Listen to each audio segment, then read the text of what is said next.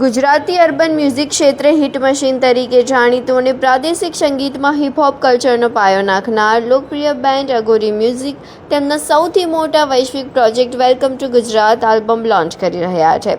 ગુજરાતી વારસાને આંતરરાષ્ટ્રીય સ્તરે એક નવી અને આધુનિક ઓળખ આપવાના હેતુથી આ નવું આલ્બમ તૈયાર કરાયું છે.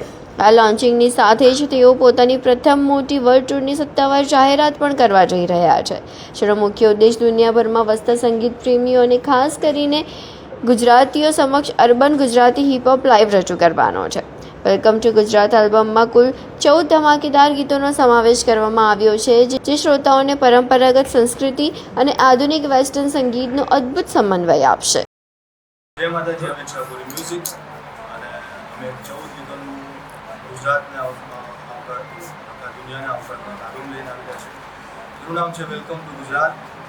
અને આલ્બમ વિશે કહીશ તો જેમ કવિતા આપો છો ને કહેતા રહ્યા છે કે તારા આંગળીએ આવકારતા છે.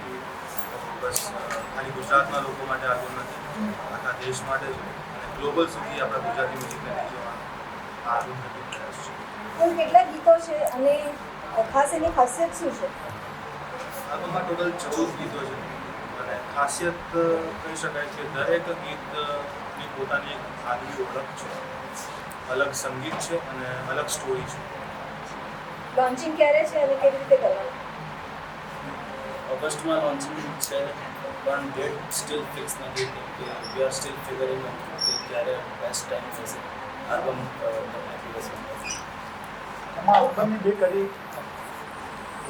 તમને ગમતું જે ગીત હોય એ ગાઓ. સાથે હોય કૃષ્ણ પછી શેનો પ્રશ્ન છે, સાંભળ્યો લાગે સ્વી બેઠો છે વ્રજમાં ને દરિયાની વચમાં હોનાની નગરી નો માલિક.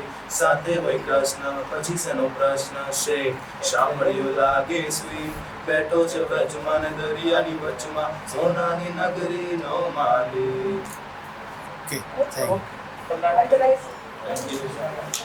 વેલકમ ટુ ગુજરાત કહી શકો ભાઈ કે બહુ બધા ટાઇટલને અમે ભેગા કર્યા આ સ્ક્રિપ્ટ થયું ફાઇનલી. જેટલા પણ ગીતો અંદર છે એ આ ટાઇટલને જસ્ટિફિકેશન આપે છે. સો દેટ્સ વાય